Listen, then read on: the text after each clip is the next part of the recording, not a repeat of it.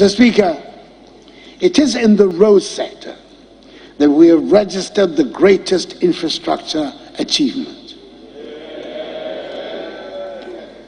I know that the word unprecedented is often used with careless abandon in our public discourse, but I use it carefully and purposefully. In the 5 years of my government, so far, more roads have been built, improved, and upgraded than at any equivalent period under any government in the history of Ghana. Some 10,885 kilometers of new roads have been constructed in these 5 years. Let me mention, Mr. Speaker, that yesterday it was my honor and great pleasure to have commissioned the Tamale interchange.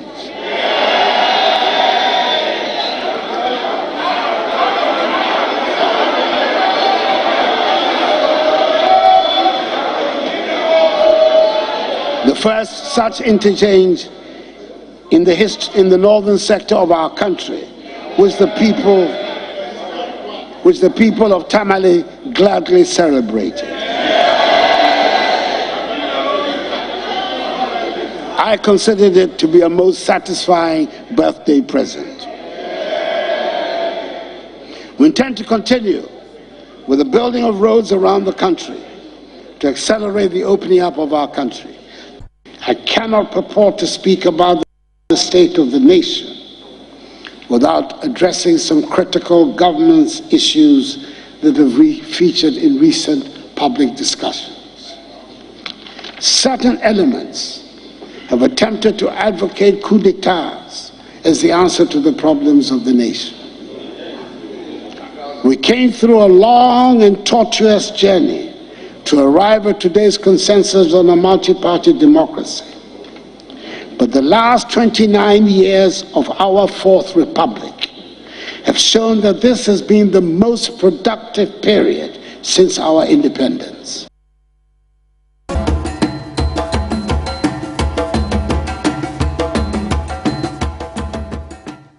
Anapaya mu atia mu akwabade Adom TV so Nnawotwi dwumadie bre na so sede onim se Nnawotwi bi awie ye ne nyanto wase bobo ansam no de di him no Nnawotwi de di mu akotene no na yenya abotre na ya biebie mu adi ho nkomo de sefatase ye wesan fikofiko manfo te ase no me ya ne sa ewo Adom TV so na medi na na sei ampafo ya no pa dwumadie metenam de ama Chief Jerry Forson ene dwumadie ba bedie no ye wo yera penimpa woko NDC amanyukodu mu a ono ena eda IT ano ede emma ono mu ye Osai Kwame Griffith director of IT ma NDC na Dennis Abuaji Miracles kane abankrach penimo manfo wo ekwapem no ensem egu apono so no emienu ye be state of the nation's address unim say omen amra no article 67 ehye omampani se afidi ahyase no was odi omai gina bre ne ebobre no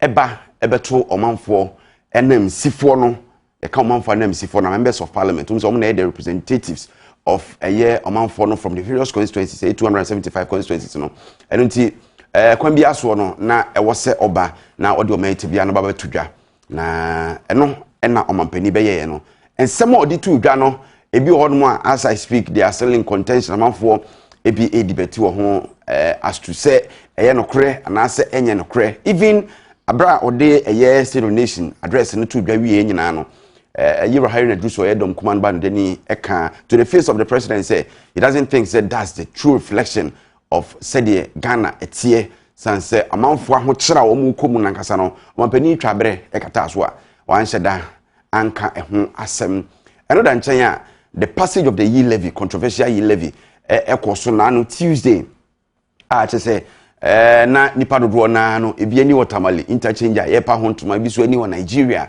sansani o crucial World Cup ye play off encounter with Nigeria for abre no mabo 0-0 ha ntino na mo na kokoso ho se na ene ma so koso o memra so fie na ekwan a ye fa so e pass yi levy no no so argument ni agitation say ba ho say na parliament ni quorum witimi e dey take this decision no eno so another issue e be nyanto ase ne bia mu na no pay na yahwe eno nti within the next 2 hours na ne entena na ye issues a ye bia mu na yahwe bia answers bi a eno no ubehia na questions bi a ene na mutrim no bitimi anya ho answers wa but before say beba mpanimfo so no ye won komodi ahodo anim ye manfo omonten so the court of public opinion ye nkoni ntie kakra na ye ba ye den komodi na nkasa ahyehyɛ so kubenu yenya biwa afra wo mu ne yakofa friton ne abase na first no na kubenu kana biton 2 cedi I say yi le minute no kubenu ite bibia akosoro car no first na metia 6 minutes kubenu car no say metia be 8 minutes to 9 million bibia anko ye brenso ana say bibia anko kubenu first kana biton 2 cedi we say first na biton 2 cedi but say akoba 3 cedi no ba 3 cedi na ton abane moye Vidia. Mekasi savings pa de me saving me sika o mobile money bi on buy say ba no say e urgent say obi be sen ni sika bi ama me dia no de den aye be e pe ayempo. As for the e-levy, what they were saying they were going to use the money for, as for that one I agree, but they will not use it for that purpose because already the monies they take from us, the taxes, whatever, we don't see anything, any use of it. Look at the Nkwanta Road. And another e-levy again, taxing the poor person doing something in the village just to maybe earn a living and help the child in school. And you'll be taxing this thing to that money to that e-levy. Okay. Entamanfo ni bia wo otimantamu ene omanmu na wote se omo ekire omadwen efa ene akoso na wotwe ni mu no ma yenko na ye ne parliamentary correspondent ye kwesi Paka Wilson eni nkomo na yenhwe de ekoso abedwafie ho se be nya clearer picture as we zoom in say ibedi enkomo no Paka Wilson anope me mwachi mwakwa baba na wotwe so Adom TV. Ewusia Josepha ntiake sepa koma and rebusha for yina na me expect say no pay me from now say Ghana JC but all the same so here me hoye all right Nnawotwi una na ubutu parliament ho na de ekọ so ho parliament na ye be pese obebom tofa de se fatasi bisa na wo kiremu yie no ye bisa ma wa kiremu yie amaye. Okay, ma etie fontia say minority for no and Adom Kumano in the last 3 months from December on in economy no. Omaka say 11 no dia on be 20 na omon surprises bia because time na eba floor of parliament no. The majority for no etre sign. Ntomo tre sign no. Adom Kumano, that is a minority for no. The Biano Mobisa said that Bena 11 the Baba. Until almost 7 notice. Say, I'm pe surprises bia, I'm pe at Bibia, Ebia, and Yabejuma, your name say 11 no, Ebeba, na fe, and I'm say Parliament, Omutimi, almost Shambra, Omutimi Sambra in one way or the other procedures. No. Now, what they are about to say, oh, 9 and the 11 no, but and the Yaya is obey 11 no. But I'm saying no ambanisa because Tuesday no na we share other paper na say it's a parliament for omobe juma and nyoma ombe for sadan iti we share other paper na the say 11 eshebe but omoba week no no in penifo na kan chom somebody discuss 11 iti we ema minority leader Haruna Dusu bufu yi pa ema na ke kansam kire majority for say sebi omumbu minority no because omina no me MP say 11 no baswa at least and get some bomb kokko na so nya hwe omo a surprise omo die na so omo already say ombe koitia na parliament embre no mo kire say we the motion the bar or say MPs a debate nti speaker Emma Hokwan Emma MPs no debate here, and of course NDC for MPs no actually say 11 no say badia and the how bebre and a break and for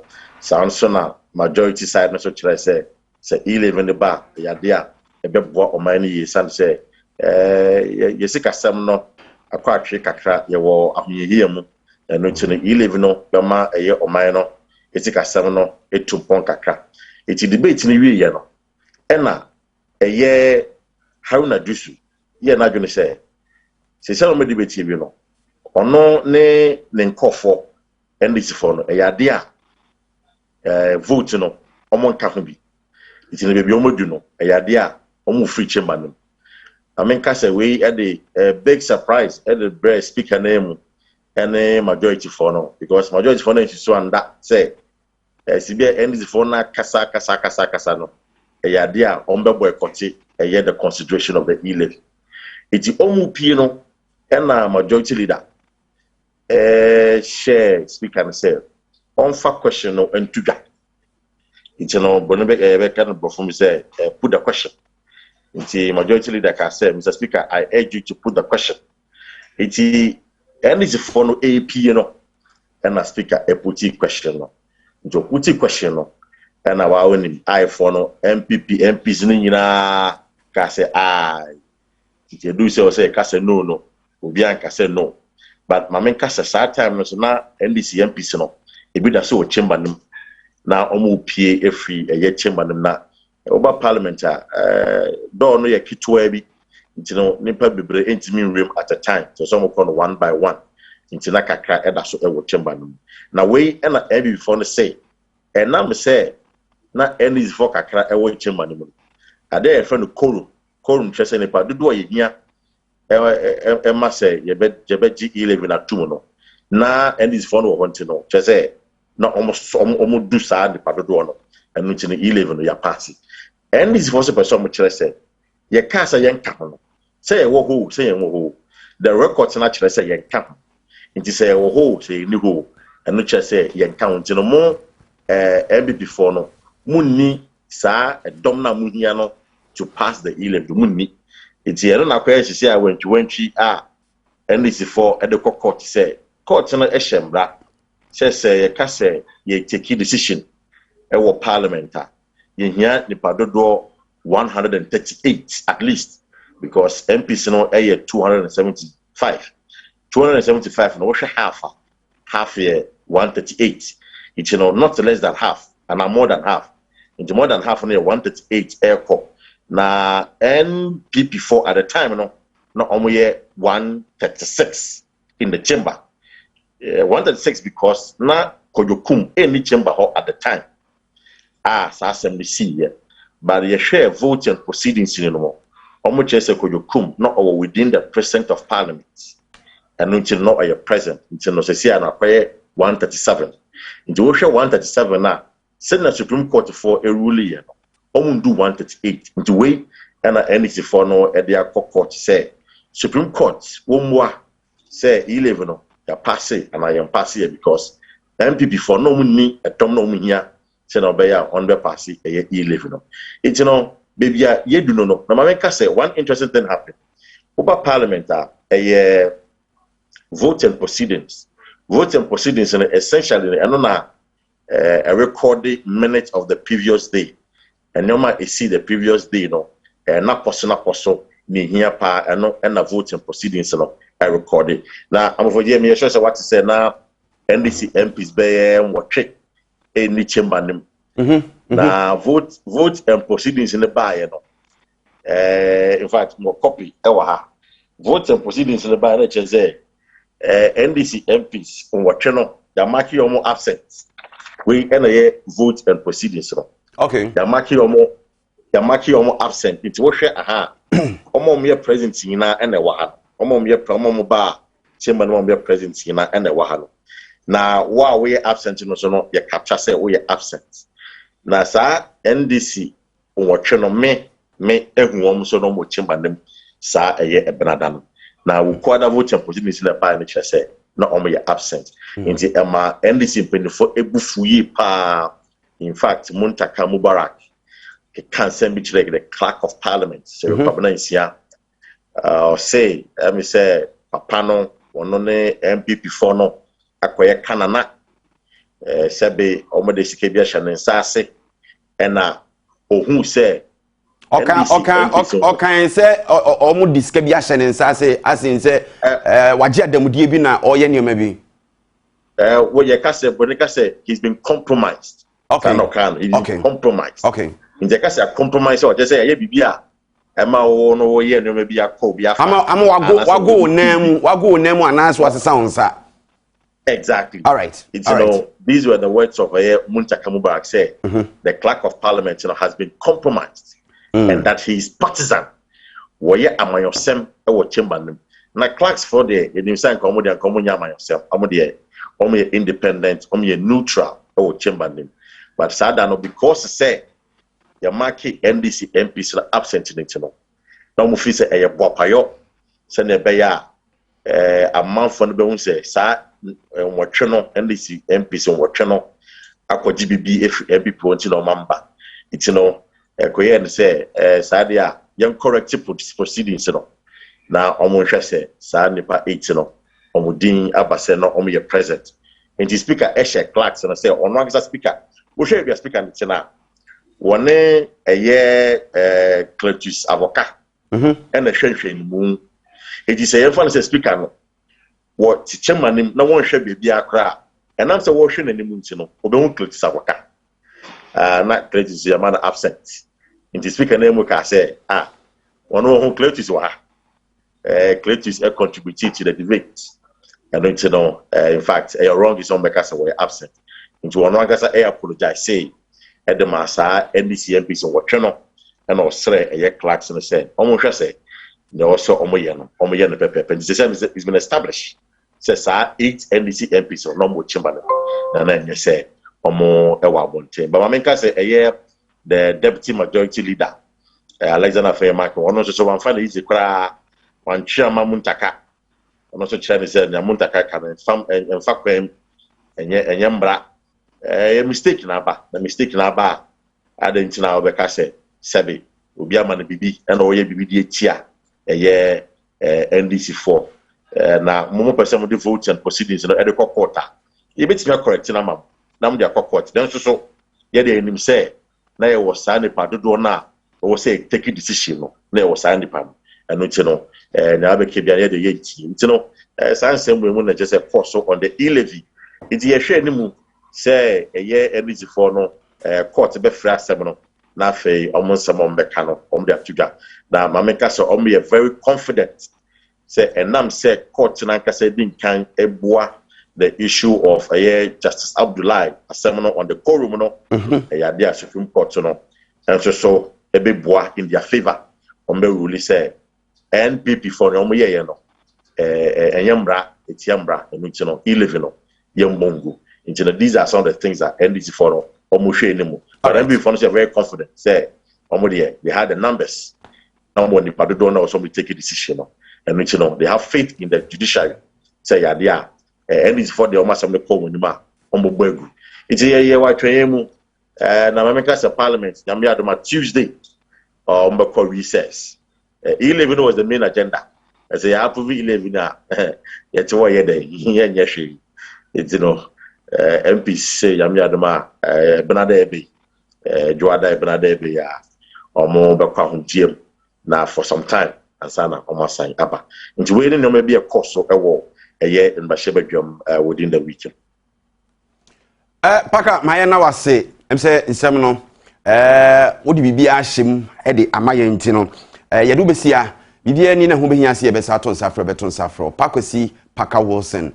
And oye parliamentary correspondent. What to say, no edi and common. But ma yama yenuanom enkremufo nyina wo me muso no trinkwana yesretwedi amponyankropon ala ahoden emfama mo sabria won mu afri akiriwia ase no bosome akomkyere edwumadie no afri ase eno nti emwa bia so a won so ba bia wo bia obetimi di aboa yenuanom kremufo wo won mu empaibo ebremu bia ibe nso hwetwifiri wo makwan mu na yensra ho mmere mu ahoden mu sebe ya komkyere no omo betimi aye ede akwakosi awiye na inshira efiri twere ampo Nyankopon ala ho no eba bia so nyina so mgidiye na ma wetene se ye nkremofo mpaebo a fa no do na no mo sre ye mpuntuo ene kan kro de mo menti no na eduru bra omo ye kiri wiase ya wo se ye de onu ana ye tawo mo achi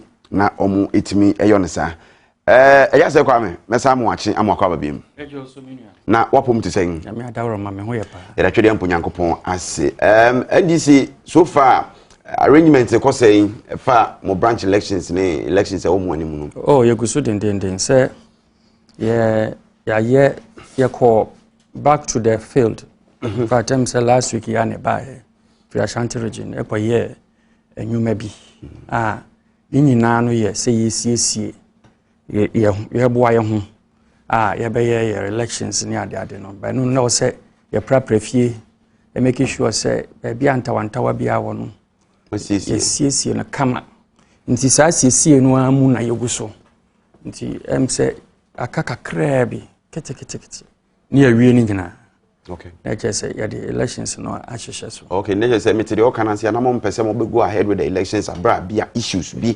sanity and sembi wo ha mintimi fa ntudwa because ebi wo no mo a ekọ election ni mu ahwa na e generate ama akoji nsem na escalate ye nua MPP fo ko wo mo die won mamu ho ye se ye nyina wo man mu ne yehu se kan ne tuo ni ade to se kan asore nyesem ketwa party office ni painting ne green ni ade se na musumani age ana se ko ba sa no nyese yan ni age na emu no e kire se obi a ono so nyoma na hwie agusa ono an fie no wontimi nsiesie ye no sa akuo no ye de o man ne hye ne nsa de be ba na abai de me count ase sa wo so won mu odro pa sanity se ono antimi nkura ne fie a sanity obi a wontimi nkura ne fie no den ne de o mamu no hye ne nsa ne kyese sa nipa no wo de o man ne hye ne nsa na de obehuna ne yehu se me count ase ene se bibia atu atesa sese o mai atete apansam ya yehu de yefa de ato hin so hunu beche no enti ni nyina no eye suaye bi ma ye nyina Ghana fo nyina se obi wo ho na se bi ono ane bra no wo mo no yi a yemfa o man no enye den enhye ne nsa sanity all right hono de o ka se twi kasa no se ya na nti ase ni bi o mo ne bra yi a se ya bebu eno nkire se go ye kohwini na de kire ne se na mpese o kire mu yi de kire ne se te se won mo koye won mo afie. Okay, in relation to that, thank you. In that context, in that context, men ka say o mampani e kohwini men ka sa. Matthias. It's good say what you because asem ne ka no any twi kasa no say the city no say sa na tie kura no a why o mampani wuntimi nka de me count ase enti no na sa na be ka I just say kwa me me de kura say ne wo ne the resource person you choose you from NDC E-levy is about IT any moon sem no nti yem fan komo no emfree e-levy fam no yedi kan mogitum se o mind de ye de to na ye meboa sanity na IT so is the way to go eno ne brofo azeze moka mo IT for sanity nti se ye hia to na ye befa IT kwan so na ye de age a anka ho atwede bo ne menti ase bebrebe no efri yedi kan omampani abedi akire Dr. Mahmoud Bawumia aka asembi August 2020 o se ukase mumu transactions no se mumu yedi tue sika ne yedi di sika nkuta ho no se ukase wodi eto beto so a na wonu ma ye hiafo pa no na wodi to and because I have for no tell you so they can say. Now, many adwene. In 2020, August of 2020, no cancer. Sometimes I tell me, but to aba. And I'm Crawford say, Almunya, on mobile, but taxi mumbo. Sabaya, or mobile can't Crawford or mobile, or moon fat tax, a Tobian to Momosono. And no one or shares are born August 2020. Now, a face so no. Was it specific to a contest? And I say, or can in general terms? Or can I say, or not say contextual, understanding is very important. But what video or why on social media, we are book and young coming to prepare and my way. Now the woman say, or can I say, a bit no more can say, or no the 2 about 2 mumuso. None the or can see the piece. Sadian, Emma so, Mfuaso as a Chinese say. Se uka se udi tuo to mumu swa nkuta hundie swa na ya hiafo wo man mu na wo pe won sika agye August 20th asemi ya okay ye interview okoye o Peace FM nana aye all right sa no kan video ho very good na oka sa asem no aya asem bia me no mampani ba de akire dia aya adwen pa as kire ni se udi ye yemfa se ahiafo edi momo edi sikankuta hudie kura nto nchen so wo hwemu a momo no eye be bia enkrofo first of all wo betimi akase momo eye kura bia enkrofo kura wo sika ti se obi di ni sika ahye sumi ase ana se obi di ni sika akoto na account mu wo bank nipa yi bebre wo ha won sika no ebi adwa wo die ni ade no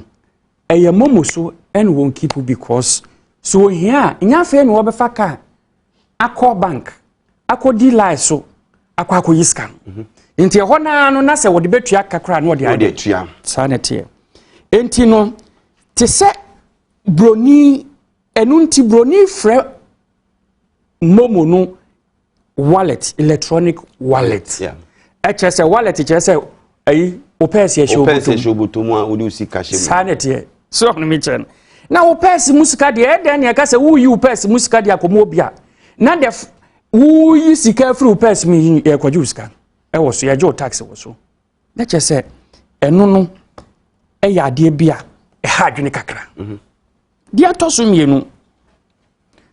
mienu in taxation one of the cardinal principles said to agigye no ade ba ko a ehu hia pa ne se pepepe ye bebem roni se fairness se menua menu mienu nyina kogo a se ekobu petrol se mesi ye ma 200 oso si ye ma 200 na wo di sika efri ubotom tua ye no yanto tax 1.5 bia me de me yi me momo edi tua ye no yes yateme na chese ho no pepepe ya amem it is discrimination against obia onu yusu momo ho no momo no ye hunu say first for ma kan momo no say ma define ne say electronic wallet yeah the same momo no so betimi define ne say mode of payment yeah.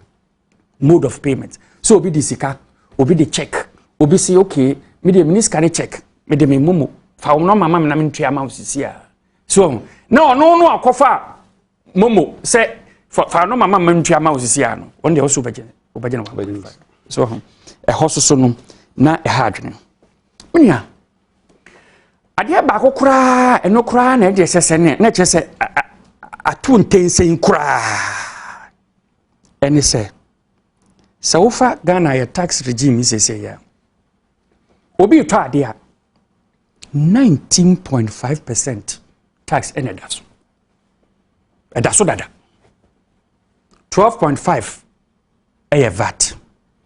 2.5 ye get fund. 2.5 bio NHI. Ansana COVID 1%, tourism levy 1%. Okani nyina bomwa 19.5%. Inti semeto ade sika cedi oha a broni si ye frɛ 100 cedis na sa wo de tax nyina ka ho a na ekwakwa ye 119 cedis ena metua na babia 11 no etie no sa 119 cedis no udi momo etua no afa na wo betua tax 1.5 plus telcos no so de omo de na 1 says omo about 0.75 injeka afa na obetua 2.5 asa aka 100 no ho na 2.5 no so asa akoto 19.5 let's say double taxation tax no kura wo say yedey atua tax e wo ho wanyina ekwasiabuo excuse my language so ne meche say wo abamu a wo tuminti no wo fi say obetimi atitimi yesa agi esika kwan bia wo peso bia obetimi atitimi yesa agi esika eno esoso ka ho bi as one of the reasons why a friend say na enye yenko asabe enye ni sifo nko na hunamane o de edika no meka say so wo hwe yi levi ya omde ba ya Ghana Chamber of Telecommunications Wama petition for Parliament say woman for so these are experts in the field of telecom womo adwuma no e-commerce association womo so aye press release womo kire say aban a wo se won the digitalization aye important to him no sa aban no ono aso se oba be taxi mode of payment electronically na wo see the digitization agenda na trust as it say wo taxi mode of payment digital mode of payment no now wo discourage the use of friends the digital you shot yourself in the foot sanity enti wankasa wo se body aye enti anybody wo kro no aso so number bi say no say na man body kra no ye fertilizer na ye tim kodi abawo na je say nyansa bia no excuse my language enim so on meche no eno so nanchen mobile money operators omo so say ha omo so ye koka e-levy kra de omo adwuma no kra kofom say first pa sabi obi kra person odi ska koma ne ba o school a na odi aye sa no ba ko school ade na ye wom ni say so ba ko school just say wa check bibia ne transportation aka no say momonti ada romanti wo kwa de ohia na Nnawotwi kra otimi de ma no because Nnawotwi ne so obetimi ayedai asa so de ebi asene no so enti ama momo transactions no so ayedai akofom enti wenum nyina ka ho bi ena ya a friend say o man nyina enye NDC fo nko a asori agina say sebe enye wo kasa wo hieska ayo man puntu a nenu kire se betutu ebotom yesika endi sande ye nimu enye den enya adwene enya si e-levy enya yi na se ebre wo ho a enka ensama menuane de tu edwan efa the passage of e-levy kama ka ho asem so himi kire no de di kan se wo kasa wo hwe eno ma ekoso ewo parliament ya na asifimiye asicheni say sabe yesi broni di ade bi afre no shifting the goalposts yenuanom MPP for there say me na do danko akufo ado be ye president ya the way me hu no ase me hu different kakra ase MPP for no yes this new brand of MPP no ase titrasem ne yenti obia attitude so yenti obia ansensem no wo mudodo ye di kan menua kasa paka kasa no o kire mu na ebi wo most about 99% of what he said me ne adwen but me won kire mu kakra fa no ma bebere hu ye di kan o se ye boy ye MPs na baso na se NDC ni bi atiemia e wo se won mo fa asema mekan omuntie ni ye pa no mo so e de aka wasem asekire ne se osefo no pese oye kana nan komo bi ebe hyemma nkrofo dwen se sebe ye MPs no kura no ebi a won mo ni MPP fo no akoye baako entina won mo sorry free chamber ho entesa as a technical knockout ene won de ama MPP fo no enchire mu ne sai de di kan sa wo fa MPs nyina NDC a Omo ye 137. Good. 137 no. Asem befa ne say asem ewo eda ye member baako so. James Kwesi, Honorable Kwesi. Asin enough. Asin enough MP. One ma court. One mo call court. Time one mo dey live that day no asi no. Na the party no was in a process one file stay of execution. Be man na ba atimi aide aba parliament. Na so wakasi wo bu court mra no so aba parliament ya. Na onu anu ye de onu nko anu ayede abra stay of execution no enko effector ye nyanwie ya na cheso wo bu court mra so NDC for so ye de mra aye adwuma na emamu de mra ye kana na sisi a ye ntra ho ma onye den onye sa very good inti say uka se onu nka ho a na be 136 ye normal cry that day no one see nipa 10 a clerk of parliament no say ekobusa no kwan fa so nipa TV anyone nyina cameras nyina show so wo ho nanso wo ko record won say wo ye absent enu na wo say ebusa won enu say no enya asem a wo say do to nche ase kire ni say I think say speaker of parliament intervening here say a mistake they will correct it. Na say speaker there why panimu I say wo hen wo fie na asemasie na yire no mienu ku ono no de asema obeka ne se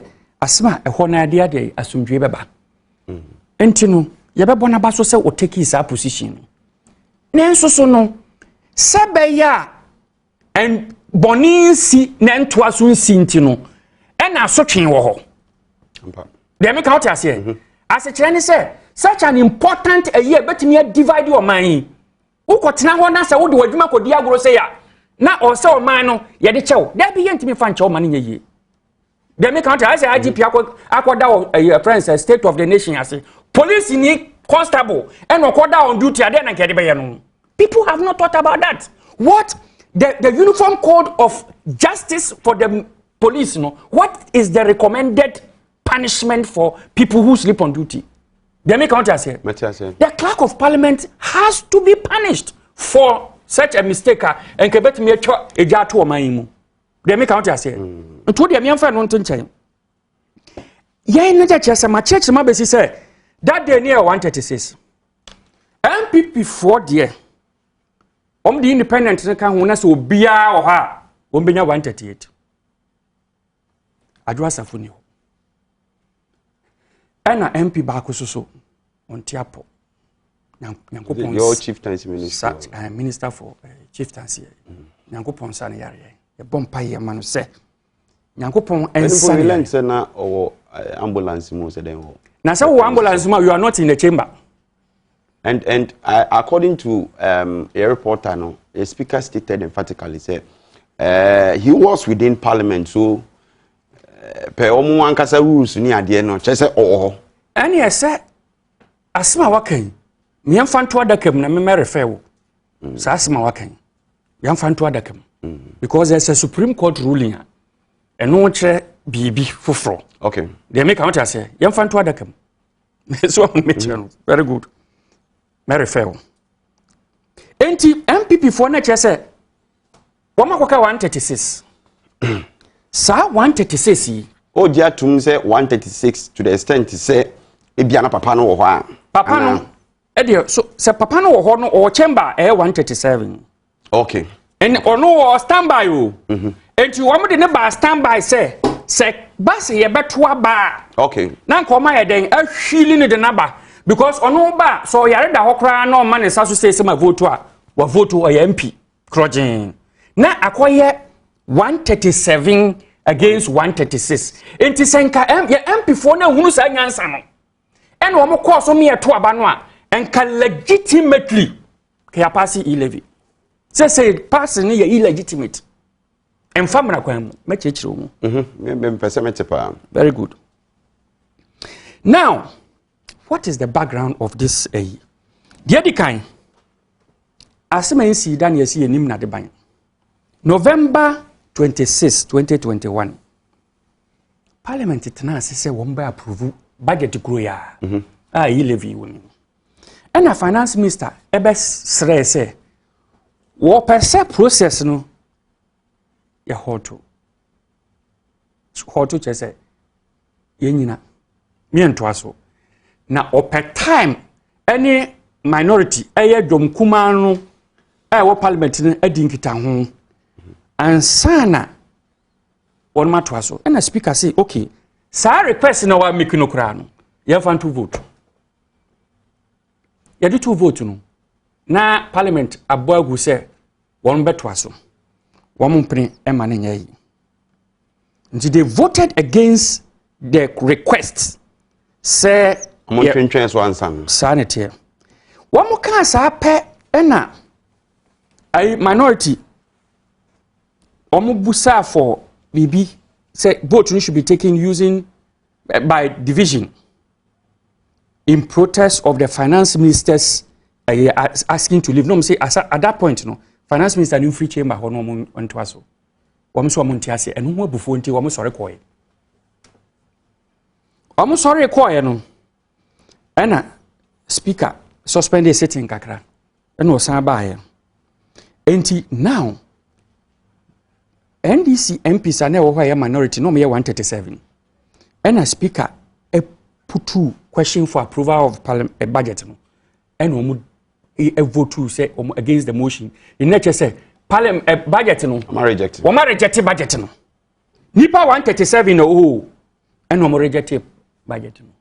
Yanka say obi tino office for parliament. And also obi were premises within the parliament because your friends MPs no. And yes, all free one and no be to Nkako. They were all within the premises of parliament. Majority of them were within the premises of parliament. Case equals Supreme Court. Justice Abdullahi versus the Attorney General. Now, what did the Attorney General say? I mean, what does the Supreme Court, say? On page 19. So, here page 19. And I would want to read. So, here page 19. Supreme Court a ruling no na orhe actually say first of all say ye be fa asem e wo parliament e de aye adwuma no e wo say ye to so aba na sa abato no nipa MP dudu a e wo ho a e beboa ma aba no di mu e wo say wo mo brofa yes, so you were 275. Just a funny 137.5. 0.5. Nipa you need 0.5 room. And you run. Let's say 138. 138. And the chest says, "Sauko bopo biya na chamber nim. Nipa 138 ni mwa. Unikorum. They make what I say. Unikorum. Yanka say nipa ni bi wo premises ho. And I said, Nipani be I one ade. Yankan sa, yes, uni quorum. Now, even cry if you look at the ruling, I'll say, page 19 of the ruling. I'll say, there is a second provision found in Article 1041. This provision applies specifically and exclusively to voting to determine matter in Parliament. And then he full stop. Then he says, Article 1041.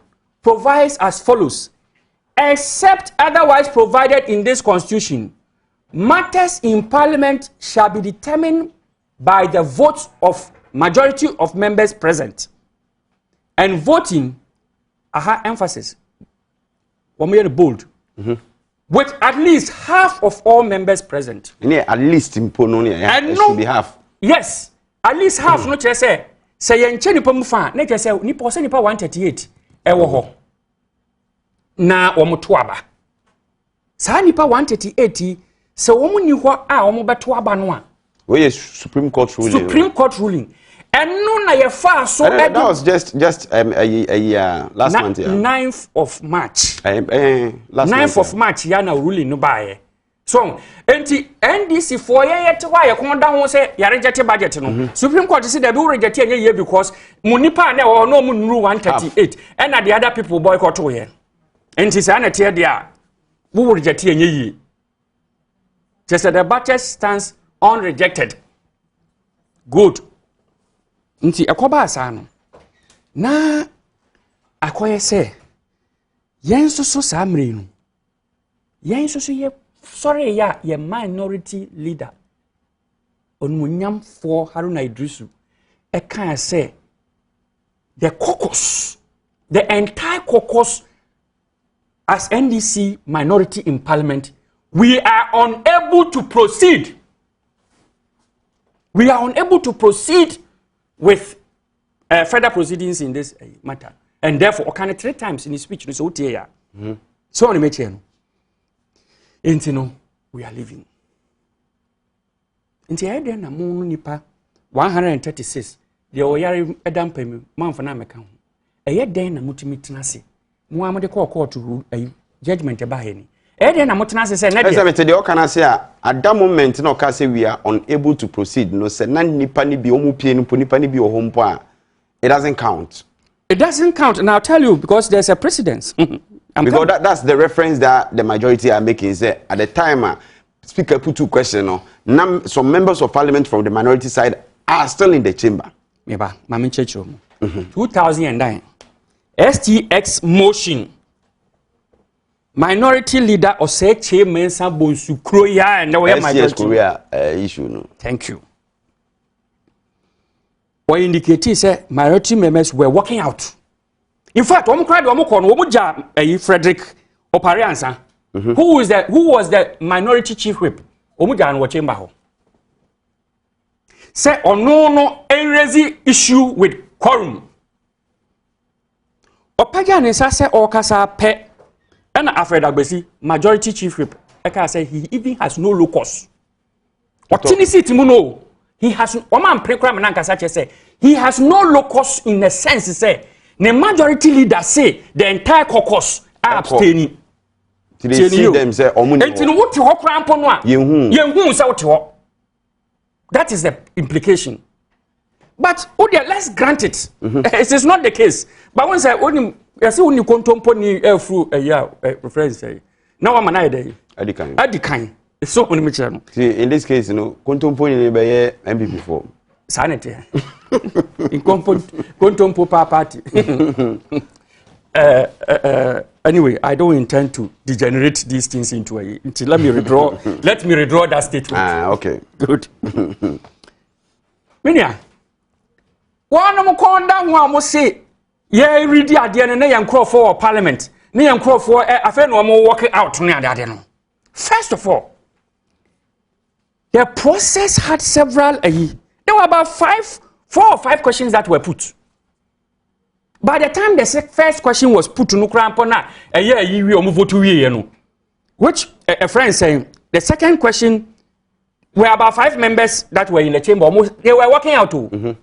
And Nukra said per precedent, the fact is said caucus now redraw among members they don't even are not part of the proceedings. They don't count. Yes. But really I'm fine so count to Krana. As the second reading was being taken, members no better 5 now. After that, there was clause by clause amendment decisions that was made, which took a long time. And Sana, the third reading, which is the critical approval, that time here, remember about credit. And to the young fan said, second reading, no crane, remember sleeping young coy. And over counter Wokoruma. What about the final approval, which took a long time for that panel approval? Third reading to take place. Just say Kwame, in this, do you blame the majority? The Speaker of Parliament, who happens to be an NDC member, or can say more experienced than anybody in the chamber when it comes to parliamentary proceedings in Hong. Are you telling me, say, Unim Sansemi okay? Mama Kasam Cho. Speaker of Parliament, Speaker of Parliament, so when they no. He believes in consistency. Ronisi consistency. So we are dear saying in the bia. And yes, Kojoba into Wadanano. And yes, Pabnaba into Wadanano. He wants to be in the interest of fair play. Even when say Famara Kwemo. What do you mean by okay? Speaker of Parliament, the end you say moon for Mukuruma, won't take a decision. So even in that, good. Time one. Yeah, disapproval budget. Yeah, rejected budget. Speaker Kroya na your friend say nipa ewo ho no eye 137 oputu question me boana oputu question and oputu question no Supreme Court ebogu ye on say court na we mako Supreme Court ruling by no nipa bebre aka ho asem say enfam na kwam including the speaker they make what you say but enam say yen who say Supreme Court na one more adwuma so interpret law no it's okay fine yes you are the be adwuma they make what you say no the same you know so one ko put question and because say eduru ndc for there o put question no me only there me no nya drink kakra to the extent say at the time the passage no the your friend say budget no issue no eda ho no at that time any president of say obi akọ even the Supreme Court for an interpretation right what I say it's based on sa ruling ne ba ya o kan bi kire Mrs. here no of which you speaker or your lawyer speaker na akaseti ruling meba but the fact say o kaseti ruling in say ubebu ruling ne so okay because Supreme Court no enya ruling asema aba be dane mra let us not even debate it no, let me concede the point say speaker oni mra no wan fa anya adwuma o dey let me concede that point even though I have a different view of what happened okay you understand but let me concede that point. The point still remains. But to us, but my mama for now was Dennis Abuaji Miracle or MPP rep. Oba Hanum say himself okra oba ehunu no. And I'm yeah, but you baby our faces here and we are trying to reach him and we are not getting him. So anything akoye say yene yero say Kwame Griffith nkwa na edi nkomo sisi and ye hwe ni mu say obeba na yene na atoaso but onya ma ye de kwan no floor ni nyina ye ode anti at all line so atoso den oba kra wo mra enu kwa na be mra ye de so cause oba I want to understand or maybe perhaps get to know what MPP will say on these matters all right especially ekoso nana so propaganda so nana ekoso no so enti what let me even concede the point let me concede the point say speaker from it does not invalidate the Supreme Court ruling, and that's where we are now. I want to see the Supreme Court justice now. One more say 137. Anya quorum tino rejection of the budget na entimi masono. I want to see how they will explain this one say 136.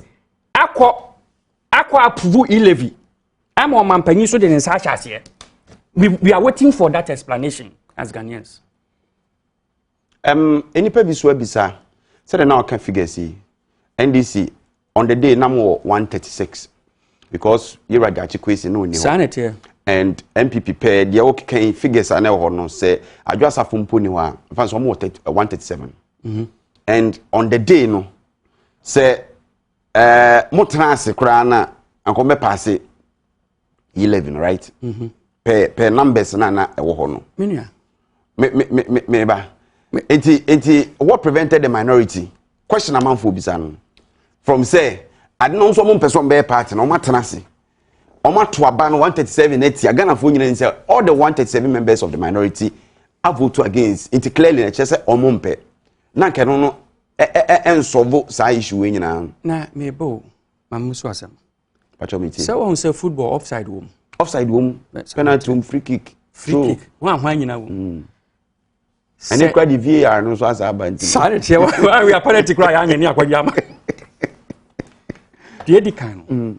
Ho and am say NDC amanyoku for. Any Ghana for. Wonu nyina we atazo say yem pay 11 yem more minority numbers. Because omo tena wa enka they would have legitimized something that is against the will of the people. Hence their decision say omo tena ho. So it is a feather in the cap of the minority. Say one more dream of mine who said there be say no say yet now and one say 136 na pay me bwana o ma kofa ayi independent we are friends say your other hospital ayi so yi there be am kan say nyankopon sa na yare o mo fa no ba no empamu kura na so pagya ne nsa se wa vote a why dey wa vote na koye dey 137 against 136. E-levy is passed legitimately. You can't do anything about it. The same reason. Anna, when who say rejection neighbor, so ye day, sorry coy. One real no call court to say, Corum new, intino, Sapa pass in a rejection and yaduma. And one that is assessing. When so, minority for sorry call. And on the court, Supreme Court to say, Moana Mukayo, say, Senipanu 138, Unicorum. This says, Senipanu 138, yes, or no, video, ni Biblia, or in our or put two final question on any power why 136. Into Monf Maginimra. Mew, then I will crown one, I was 138, and I say, yeah, they pass them out parliament. Oh, a bad me person who explanation on the Bama. Woman be clear, but say asem na fe na mo dia kompo ye nyantra so but say mo adwen mu tutu we anu adwen tutu MPP for no mo criticize impression say adwen ye tutu ya adwen ye tutu ya adwen ye one enu ne de enu ne say ade o mo ye no per the ruling of the Supreme Court on the 9th of March it's an illegality. Okay, whether the speaker was part of it or not part of it. And you should understand the tight nature of the speaker. No. Dynamics na say. Let's say until Sebia, Domiko Abinyam Rashibi Nyadwa Safo beba, omo beso 138 to form quorum per Supreme Court ruling no. One kwant mi nya hwe e wo parliament. One kwant mi nya hu e wo parliament ho. Until so beba. Sanity eda ye nyina be ka say ye tena fie ye nko parliament no. Hwe nko so parliament. That is the reality. Eti mu no hu se ho no na egono pa. There be nyese ho say yes so no, to be honest with you. I was say a boy and crop for na so we haven't abused that. We only use it in cases where we think say it is against the national interest. Say he levy na me catch you say a telecom chamber momo operators e-commerce so omnyina so retia Ghana for biasi he levy dem moyen. But enkomo so ankofo di say we've not heard anywhere ewo mu nkomo mu se ne MPP apasi levia NDC mu ba mu betwam and mu nkam fa nkam nkomo no ho because you ni se 11 na pass.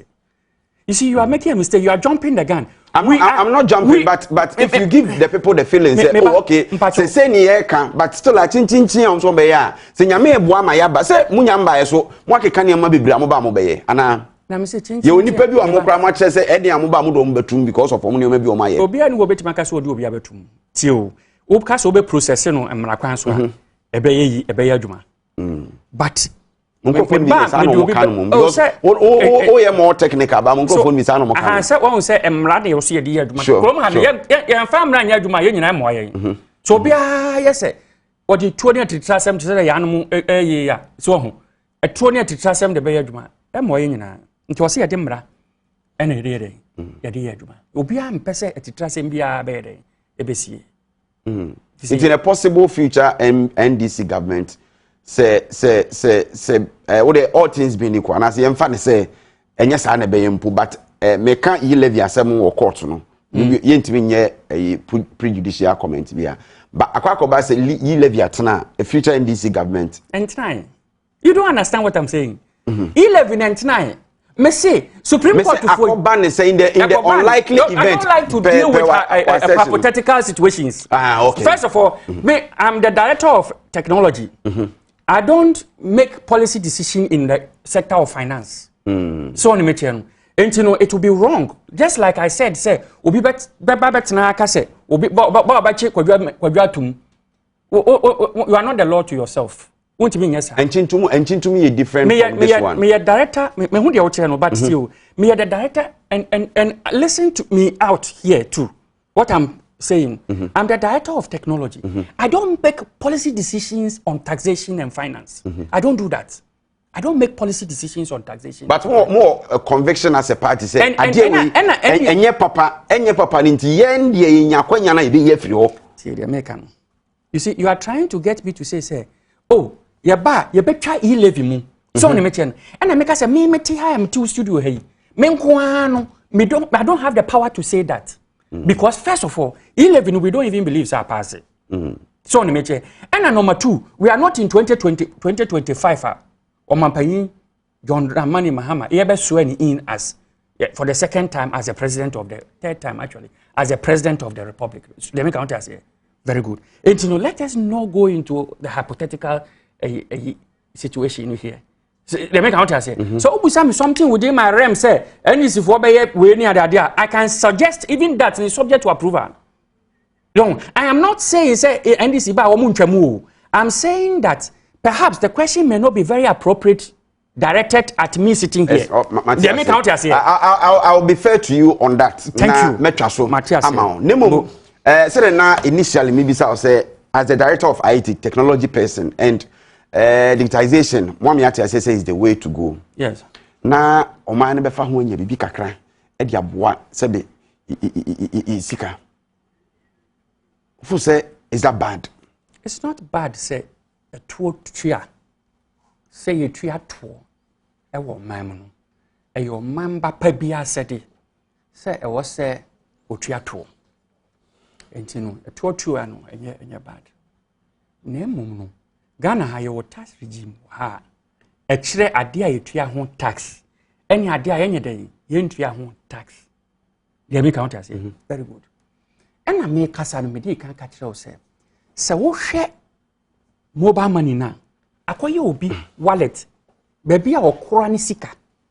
Dey me count as akoye obi capital obi eja ni getre nyina edamomo so yen taxi obi savings yen taxi obi capital ana obi suso no ekwan a ofa so tua de ka no ade a already wo the tax of 19.5 ato so na wo betua ka no o se onsan so tua tax because o decide say wonyi scan free ni botom obeyi free ayi so enti no eno na me ka say eno no eye problem sabe ankra no e feel say ebe so wan gini mi say wo sisi won a ebe ma digital platform na wo gina ba bia na say kra de Dr. Bawumia nka wa ba ma bi aye digital ya na say si wode nam so be kasa next week and I want to and no be more important than Sonan ye do one na ba say Sonan no kra say enya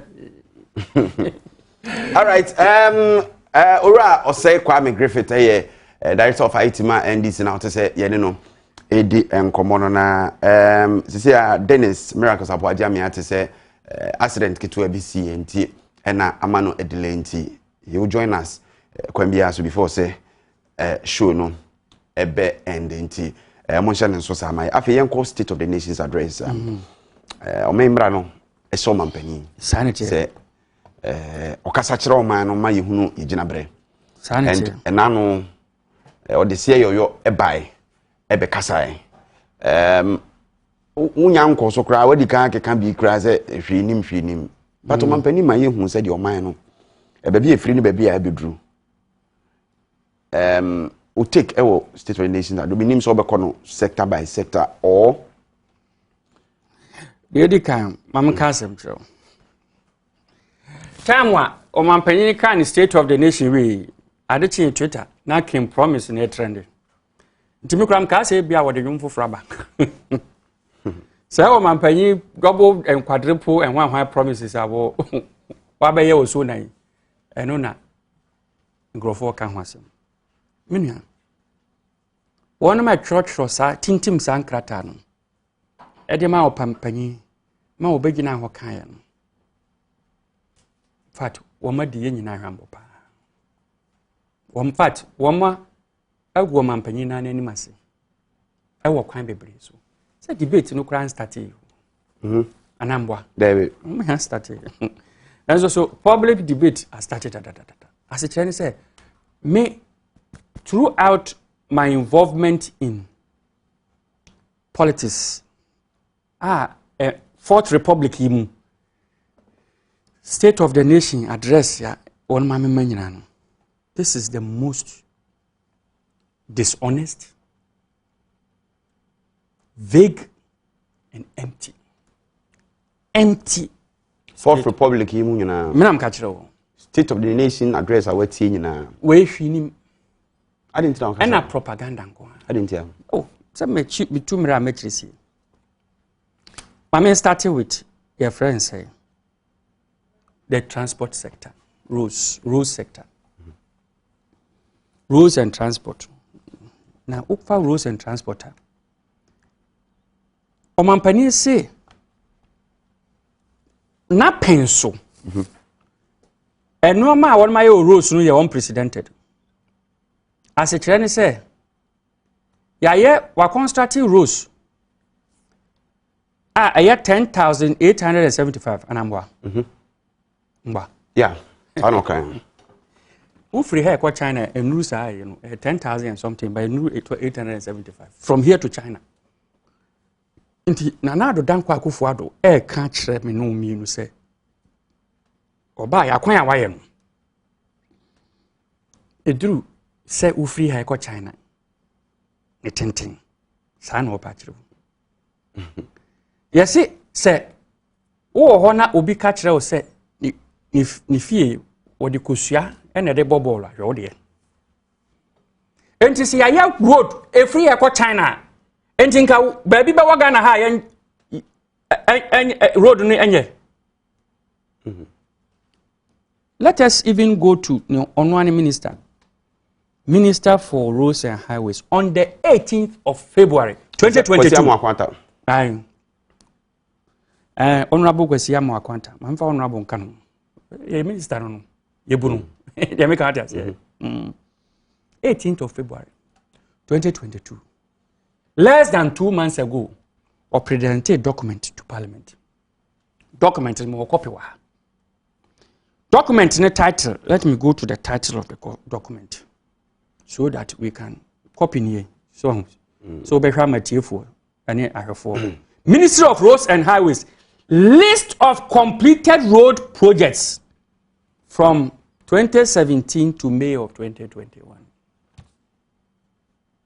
That was to May 2021. Sanity. Now, our road project in Ayayan. Or see, Ninduduani now Cambomwa. I have 4,263.37. And no cry, and your man Penidio can say I road north 10,000 no. Or no, Ediano, or breaking it down. Asphalt overlay, 1,463. Asphalt, yeah. Yes, overlay. Construction 1,463 no kilometers. Okay. Construction is 68.5. Graveling and regraveling, or graveling stroke, just or regraveling, 955.8 kilometers. Partial reconstruction, just a no cry and shed on partial, dear. Brunica said partial, just a and funny fan. Yeah. 139.42. Reconstruction 90.4. Rehabilitation 837.37 kilometers. Resealing 86.2. Spot improvement 139.57 kilometers. Say upgrading spot improvement. What can you know? What can't you say? Sabe, you could tia pothole crown or didn't or the account home. So to your pothole crown so cry or the account what can you know? Or can you see 4,208? And would you have new road construction? Would you have a second see a woman who cry 1,408 new road construction? But say when I capture new road construction, right? No. When we get in the sector, including new road construction, in the sector, you might know. And Timinia. Sa ushe we ya na so mampanyin su begina wo say from May to 2021 to ya 10,000 roads. Now how do you assess that na just say assuming say 4,200 ni na a new road construction ya just say kwan na ho just o mampanyin kan no ya ka say why new road the road network no ya de 10,000 kan wa as a Chinese say, ye boom yani ade twakwan to wo. Ebi kura ye boom nine ni ade twakwan to wo. Ye me count say. Na say ekoba ni say. Na say utimi be kan sa asemi. Excuse me to say. Me mpase me kan kontompo. On say woni wo kan mampani asem a. O say wo west na obe yusu ni. Asem bia enya no kure say. Utimi be kan kire o man no a. Now we have 4,200 is Nina cry a new road construction. You have sanity. New road construction crowd with more new 1,000 crowd. But we have new road construction. Nature say. Oman Pedi Pacha say he has added 6,000 over between May of 2021 and this time. The road network in Ghana. Nature say. Minia. And you know correct.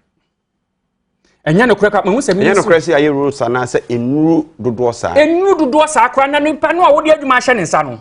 Yesu obomo chichi afinso ase beka che so den chema wu. Yenye na chinji. Anya honorable amakwata na oye road susuma ye wo Ghana ha. Wo mampanya na me nkita document ye kita but me who say summary by activity. Yes. It is a summary of adwuma ni nyina no ana say the summaries no ya hodo mienu. There's more to it. Summary by region so wo ho.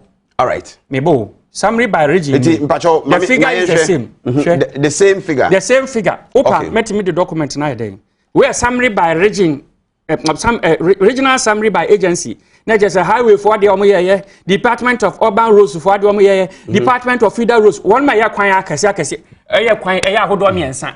Enti one mo de o mi nyina. I don't know say producer bit me aboa me Deputy Minister of Information so and another or you say or release a detailed report as per Nkrutor district crony and honke kan ho nyina amount to say 10,000 plus routes now or can no and there was a justification ewo Asempa FM or say say routes here kan nyina no omo aye ampa over figures to add up to sadie no na me try say mensa ebe cancer document producer bit me aboa me and I saw Honorable Kennedy Osei who happens to be the Roads and Transport Committee Chairman of Parliament say also epos to sadie ni bi I don't know say bia wonya akwanya ahwe sad document on release after some penny beka we no in relation to figures no mate say wo ma release document minua hwewo ena me ka kire wo say nipa wodi adwuma yi ehye ne san onu nwa ko gina parliament a all right Griffith my main hwese bit me akan sa statement from the Ministry of Roads and Highways okay in relation to Mampani Sonan some akokan na heading or say explanation on State of the Nation address SONA 2022 by His Excellency the President of the Republic Nana Dankwa Akufo-Addo statement on road sector. Or say as part of SONA 2022 the President stated as follows. Mr. Speaker, it is the road sector that we have registered the greatest infrastructure achievement. I know that the word unprecedented is often used with careless abandon in our public discourse, but I use it carefully and purposefully. In the 5 years of my government so far, more roads have been built, improved, upgraded than at any other equivalent period under any government in the history of Ghana. And it comes down to also some 10,875 kilometers of new roads have been constructed in the 5 years or in these 5 years. Also, let me mention that yesterday it was my honor and great pleasure to into Okuto Mampeni me pese me kind in terms to mamenko ne manim or say the following seek to explain the paragraph concerning the length of kilometers constructed over the past 5 years as stated in the President's Sona's speech. Na say Sona's speech, the President's Sona's speech. Or say the following okay, in 2017 the total network size was 78,402 kilometers. As at the end of 2021, the projected network size had increased to 94,203 kilometers. This length is currently undergoing validation by the ministry. I'll see the table. Undergoing validation, I say, baby. What has Mamba show Mampaniano? I'll say, I feel now will validate. Meba. Some can mean this is the statement, so maybe a better clarification more. Or say table below shows Ghana's provisional road network statistics currently. Nti ebe ma figures na di ekokusi the Omampani kan no, and I don't know said the okay ebia this validation issue brings some question marks. It's not even that. But one son is away from Ministry of Roads and Highways. So definitely it should be honorable Amakwata. Amakwata document na make country will say as at May of one. Bosome less than 2 months ago. Amakwata now the last paragraph, maybe it brings meaning to the Omampani kind, and it comes with a table. As said the original summary by agents in Honki Kahonite. I'll say, over the past 5 years, a lot of investment had gone into both the paved and unpaved roads to improve the riding quality on our roads. The 10,875 kilometers of roads constructed have been on both paved and unpaved roads. In the table, no, roads constructed and maintained January 2017. This one is updated to February 2022. Maintained, you know. And can you maintain the NSA or can I see a maintained roads? You can't want. What do you maintain there? What can you maintain there now? The impression that everybody will walk away with, and say he has added 10,000 to the road network.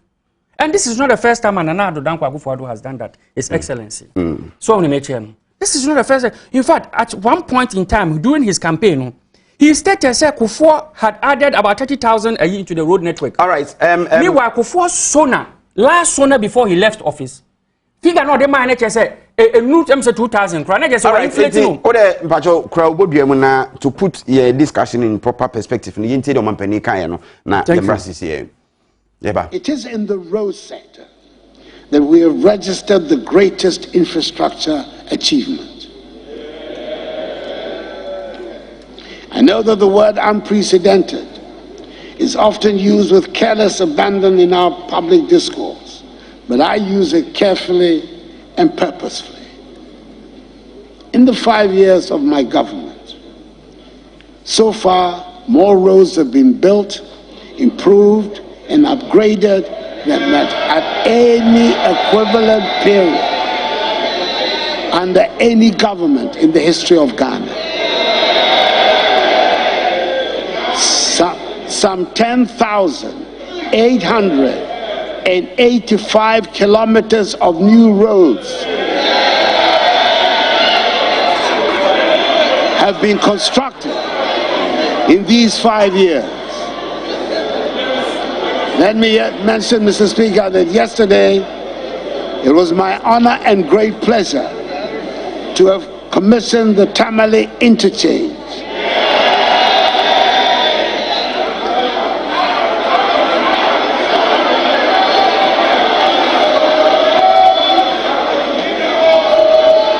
The first such interchange in the northern sector of our country, which the people of Tamale gladly celebrated. In someone and Ostiti said 10,875 new roads.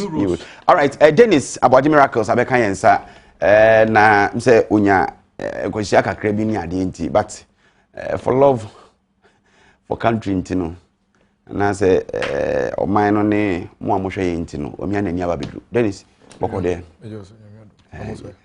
we have just about 32 minutes nti ebema mu be 20 minutes bi na the aka no ne openi ache say enye fault say wakasa ache yeah no ni anti for the next 20 minutes me yenhwe I don't know say obeko straight to the sona na say obe touch on yi level ne kakra nsana oba sona ne so am me da say mechia ahefo ne tiefo nyina ma so mo fa ncheme na akohia kakra bisi wo kwan so nti na esi nyina ejina na eboa and then the process no yentu mean say bi lives in we be den say be dwomogo na yaba nti senior brother him say I can't say bebre me say na o monitor na there me be me to be any opportunity okay it's a few minutes here me two car me be yana na me to meet kakra but fundamentally no him say ya church mu a Ghana for nyina extensively they are but potential a 11 no ehun hia say omani na beja tum na ye de aba na de abeboa Ghana ban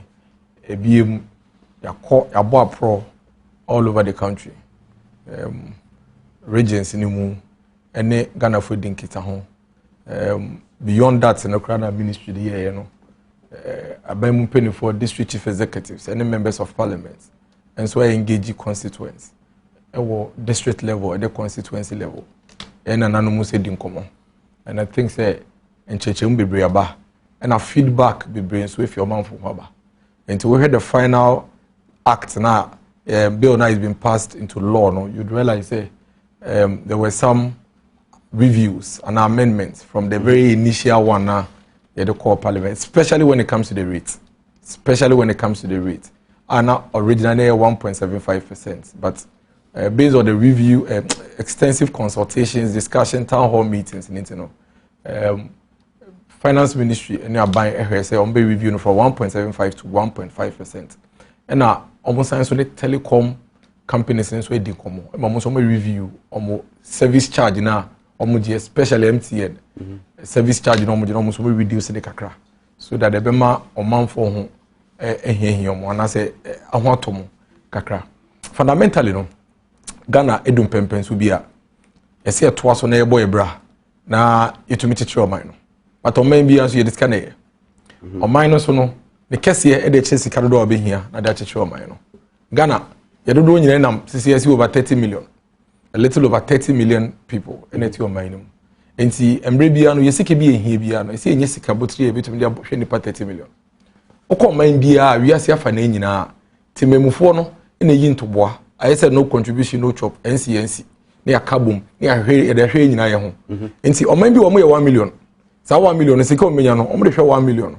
Don't forget, Kania in school acquiring a school are dying, hospitals are nipa 1 million be useful. It's what saying, Sanoma, we are nipa 30 million be useful. Into mine or Cassia and a chair no matter door we here. No matter door no so we hear the betches corridor here another day. Or that's show mine. Okwa amaya kase omutumpo omko manimu a omutu ato anasa omo ye eligible to pay taxes no countries like Canada more ne US big countries omo ko manimu a enyina ye kwese o dachi bi e ho na yepese yeduro omutu binya almost about 96% 98% some of them 99.5% collection rate na je say ni peti o manimu e so mutu ato na de hwe o man no emu be ye ohanchiche mbe ye eduokron 9 ene echipo nsia ne tu ato nti omutu binye sika dodo no muhianom de eden omo da chechire o man no because e nipa miensa na yete ya yesi epese no anwa mo na edi a nipa miensa anwa mo e bi e cup miensa obi edi cup maako so what you say nti ye ba be no aduane na wo de cup baako beba me senior de cup baako beba me so me de baako ba cup miensa ne anwa na so ye nyina mboa but if you have a situation where nipa miensa mo na e ba be no a ene yesi edi ne yemen so cup fa pe ne ho nti ye no cup fa na what happen is that Obedibi, medibi, but ensu yen, yen. That's the situation we have in Ghana. We have a 30 million population that is relying on just about 10% of the people's contribution to service the 30 million people. Eti nipa 30 million eti o manimu. Esi nyina yetu minye scared be hwe ho. Nso omunchi ohanchiche mudu epe. Okikabuma esi almost a little over 2.4 million people pay and they contribute taxes towards the development of the country. What it means is that akwan dodo a ehia no yentumi nye ni nyina school adan dodo a ehia no yentumi nye ni nyina hospitals dodo a ehia no yentumi nye ni nyina enyina mokane ahoɔden dodo a ehia no yentumi nye ni nyina mfa ma 30 million because ye mu dodo na ye tua yesua nti ɛsɛ o man no pekwan bi e befa so de be kyekere na yetumi nye sika dodo ɛnti na obɛhɛ Ghana ha embre bia ye kyekere o man na ye kwakɔbɔ bi se de abe embre bia ye kyekere o man na ye de kwakɔbɔ bi se because se wo pe umpeu nipa dodo ne ye 30 million enti ese wunye sika na do hwe o ma fedi mu enti we first kan ogise okobọ besia na de ababe so kakra na 10 million na contribute no 2 million na contribute no na da hwe nipa 30 million so ye wo man ni mu e betumi twis kan ye doso ye wo kwan bebre betumi afaso ne do be yenye nduru ho ye ukọ aman foforo so tu kwan ko America money o man na ye pese ye so mo na omo system so ma building over 100 years aya no untumi ndoje mfa bebi a wo ye de wo be contribute ya shase Ghana ha ya shase say pese ye identification system keke I bet you say wo te ha mete ha wo pese wo da ha wanda ha na wo da ha kira a simple thing like an identification system is taking us almost over 30 years another kwaku for the deroma and what to me implement it comprehensively the identification system ene samiti yi me bibia e connected to one particular card into be drain say eventually see to me synchronize the systems nyina metu be dwane fi eto ye bedru ho en kakran ene ya connect identification card to the registrar general's department you're connected to your tax. Your friend is saying tin number near there. So it will get to the point what your main kwa dia obrebi obebobiano e ho to ese otuano untumi ndwane for obetua na che say 10% and 2 million no e be koso na be the natural order you benya enough to be able to take care of ourselves. But before then, what do?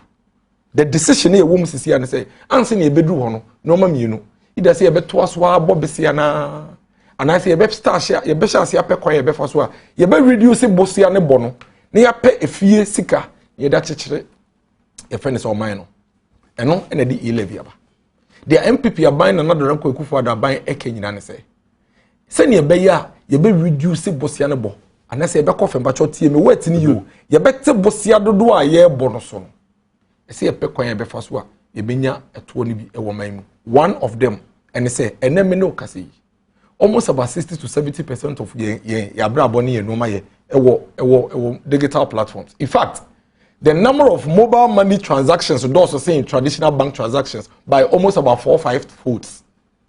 We have sika do any adwede do yedi on our digital platforms now. A bro bank, traditional banks, and also by almost about 5, 6, 7 times folds. I don't have the exact figure, but last time we checked, the difference was huge.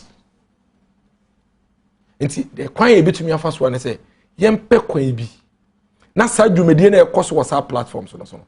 Oman no mene wo ene timamufu nyina benya so mfaso kitwe bi keke ne ya chechire ye man no bone be no bone o ayewu sika mimi sika onu ni sika ene ye gine ye de behwe ye nyina ye ho ye nkase ye je free wo na de behwe mimi nko awo ye gi ne nyina de ahwe ye nyina ye ho uche kakra misime tuya kakra onu so tuya kakra obi ye tuya kakra ampedum nyina obi ye tuya ketwa bi na de ahwe ye nyina ye ho ye ngi se ye de hwe wo nko awo ana ye se ye de ba behwe me nko awo ye de hwe nyina nko awo ye nyina ye ho o se da bi nti wan sika ne ye mfa mehwe me no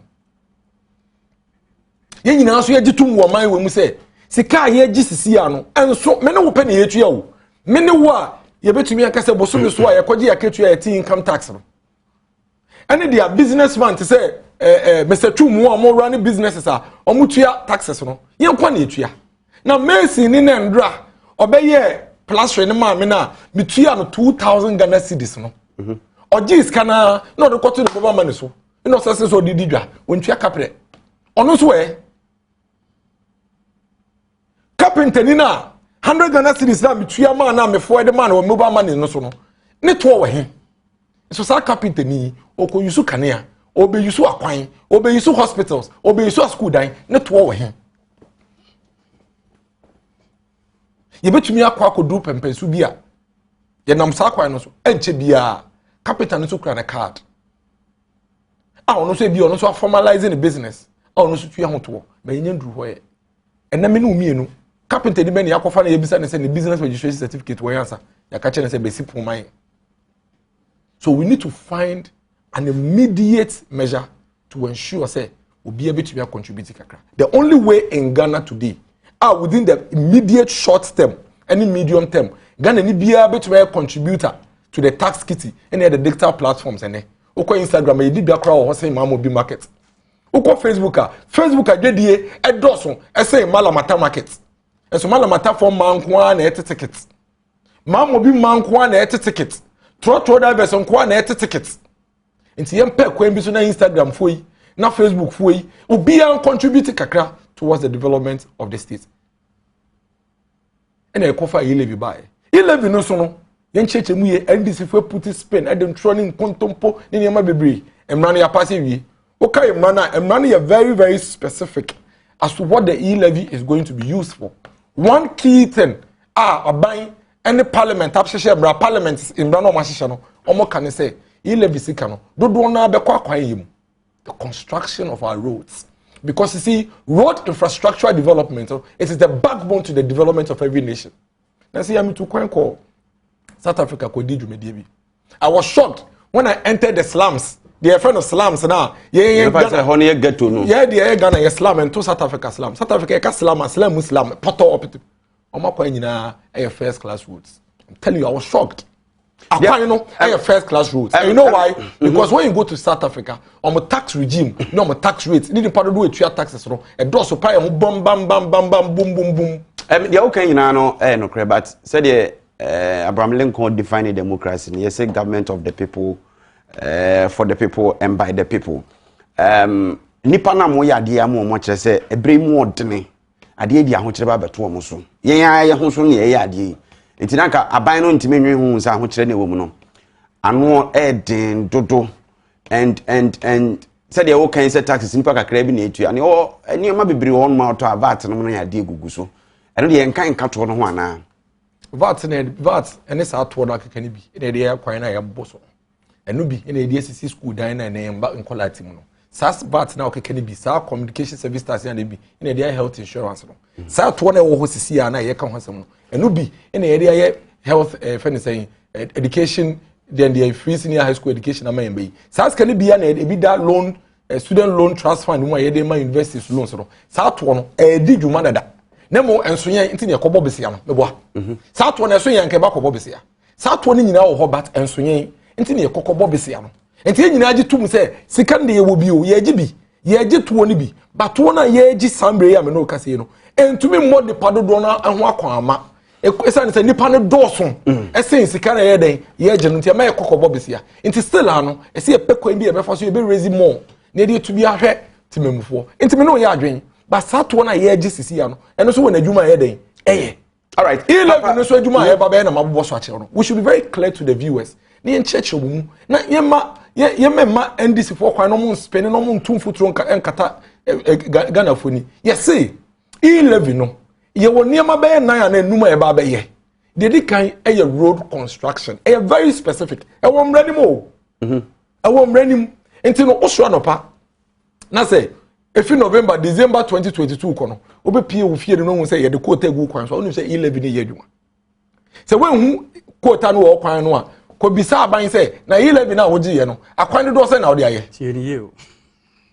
and that has been what the MPP will be saying say listen we should shift from these trivialities and some political advantage e pese take hwe o man bia ni wa tememfo pet eto tua metwe say bosomeso ne etua me ka na eteme sala eteme tax na me hwa na me yanwa me buafu na me buafu me ho ebe okra metubi ka na me wife sere me o say na yemo na mo abe so what the make na say obi no opet eto tua even omo mo te parliament kro omo no mo hyehye mra na say ye ntete tax no omo kro omo hyehye tax ne ye tie omo a enyom de ne mum eye dia eto ne ba ba ya amanyen no na ye hwe se me so ya no pa me so be mete bibia mete ewo Carlos me 20 minutes when you almost about it's here to me now betre honest 5 minutes me person dey ba I'll come there mami ending on the 11 it's very important then ultimi enka 7 fili say dey enka ba nchem esa me fili waka wana 20 minutes me tia say ba mami use me 20 minutes yes ebe la be wo ha me won sem chire na say wo waka wana wa me won sem chire ba me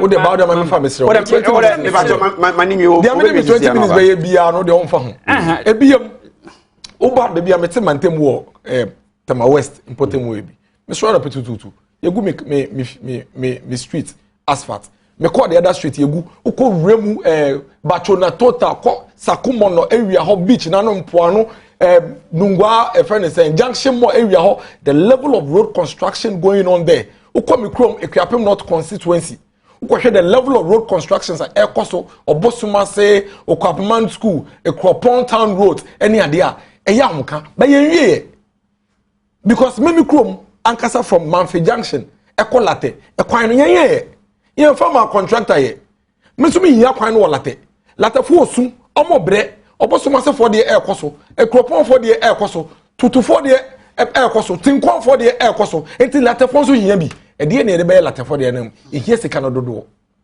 enti si etumi nya sa 11 neba ebe ka ho a what it means is that Obosuma se for de ansa komode tinkon amount from nsa komode no na chese sika dodo ni bia ba enti late fo so de ensa be ye den ebe komode adosuma ngwase fo nsa so be ye den ebe komode the second major thing under levy you start program.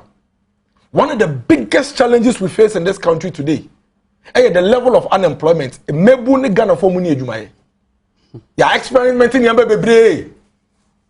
But today, we have millions and millions and millions of young people unemployed without any major intervention for them. The government of Ghana has come clear and said, listen, it is time that we introduce models that will ensure, say, you better create employment chain. Because, how many people can this studio employ? How many people can we employ into the public sector? Our limit. But there is one area that is limitless. Private sector, entrepreneurship, business development, and no any limits. 20 minutes. One business. Less than 5 minutes. 5 minutes. And that is what the E-levy. One of the things that the E-levy. Let's have also for the last 5 minutes. First of all, 5 minutes. I will respond to some of the things I work on. Or say, or my stakeholder engagement. Look, MPP for Abankwa, and I had a policy document, a co-parliament as a bill.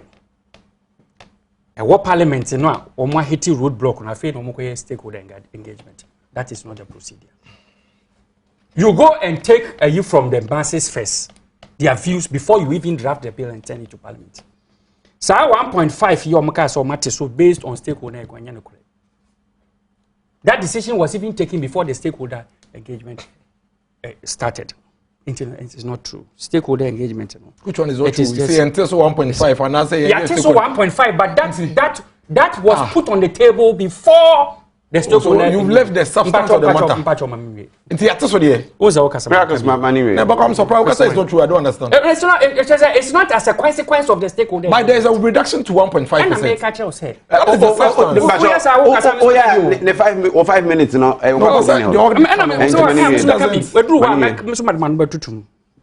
Now, why did it the tax debt is important? Just any patriot tax woman musa.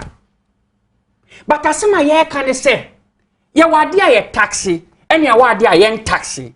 Sa momono is an electronic wallet, or be baby or cran sika ya cry taxi. Obi capital da ho capital yen taxi. Obi mode of a friend say payment, no mode of payment yen taxi. That is the point we are making. And you don't hide behind the high say, yes, yes, can yes, but to your bottom jessica. They make out here. And you know, your tax system, what tax regime? We have a tax regime in this country. Sure, they are taxing it, they are taxing.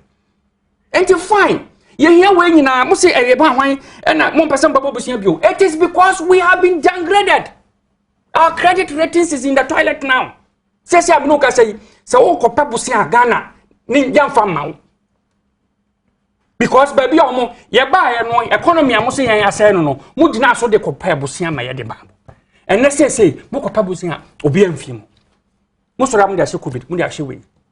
When we say the currency is the least performing currency in the country, you say it is because of COVID. COVID, Ghana and Kwana. We are saying it is the least. Which means, say, and Crawford Paya home, I'm a bit chateau. Until you can't say COVID until we have become the least. Nyankwana COVID in Yain. So, on the mention. Rose, fine. The whole they say it will give us 6.something billion Ghana cedis. Let him tell us Busia so far. At this point, a year says I know never in the road sector, in startups and what have you. Busia Maji say. The make out say, even quite has been downgraded, almost say 4.something billion. And I see can be. And you're not about me, or to me, no. Or Becca says, if you need money to do roads, I told the roads. You see, talk is cheap. Kasa, cheap. So, be one no, I hear propaganda, no, cheap. And it's no man paying, but you know, hear propaganda. So, and let me tell you, the ID system, as a man paying, I implemented ID system. He inherited it from the NGC. I led a team that did the factory acceptance test in December of 2016. But ID system they say let me explain. Let me explain. When Kufuor started, he contracted Sergeant Mofu to do the ID system. No, only 4 fingers. Phone number crowd there was a big problem. Whereas I was saying you know one biometric system or my be use. And you ubetimi aka ne say o man penda da Kufuor start here by whereas Ghana here one ID system panel biometric system as at the time you did moratorium to you should not 11 select for to be NHI for to be no cite deficiencies in your friends say a system. Unfortunately, o time now. And you know we wait me let me finish o time now so we Mr. for no sima. And what comes my cabio. Mr. And wakasa wa what is on one bow. Then the next 5 minutes. I'm to me now 1 hour kasa obi kura 20 minutes. No. You see, you can imagine otherwise Mr. Martin if you know about last 30 minutes I bet you foot trouble go for. First of all, complete falsehood. Number 1, national identification card didn't start under FNSA, NDC. It was started by President Kufuor. President Kufuor couldn't finish it. He couldn't implement it. The NDC couldn't implement it. It took this government. This government is the only government that Ghana NBA who dancers say we issue national identification card to millions of issuance. Let's distinguish this NDC guys. Yeah, it's the issuance. Not the system. The system was there. At the paper be to the extent that even free senior high school crowd claiming ownership to it. Oh, we haven't seen that. It tells you the level of hypocrisy on their part. Quickly, let me move on to that's a strong word, by the way. The hypocrisy, double standards. Let me move on to the real issue. See, NDC for no, you said that's what 2009. And their thinking is that they will lie their way and deceive the people of Ghana into government. Let me tell you, yeah, Bobesia, NDC for some Bobesia. Let me tell you, NDC for can do mama yema Ghana mai. Yeah, ya Bosia na ebono. Ya di man kola over 1.5 million some fanko school free. Ya di bi abo private sector seed factories over 278. Ya di bi aye akwan dodo sen aban bia ewo on my way. That is not true. Ya di bi that cannot be true. Please stop this. That is the point. Your president went to lie on TV. So I had 10,000 euros.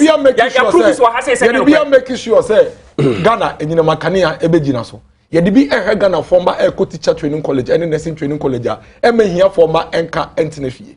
Sa bosia na yebono. Ebi na dey making sure say Ghana for national education card. You dey synchronize your tax system. By the way. Sa bosia na private partnership. Would you let me? It's not part of the public. No go find anything. Would you let me? Na public, you know, it existed in their mandate. Can you please? Stop it. WWTO. Let me use oh yeah, you were not happy. Next time, friend me, me so me kwa kotina ba bi. Now 30 minutes. Baba be too good. What he say is not I can't sit down for us to end the program. Why NDC for kotina so mom note now. They don't even like hey. How can anybody in this world today sit on TV and say President Kufuor say why over 10,000 kilometers of road? A kwan no equivalent to say why kwan from Ghana to China. What that's the distance? Let me tell you something. You see, what's in new rules? Can you please let me speak? I beg you. Hey, Unia, I'm going to say. Okay, so go Google map on. Now tabs on here by 3-4. You walking distance. Walking distance between me from Ghana to China by 1 million kilometers. You bicycle distance. Bicycle distance between me by 800,000 kilometers.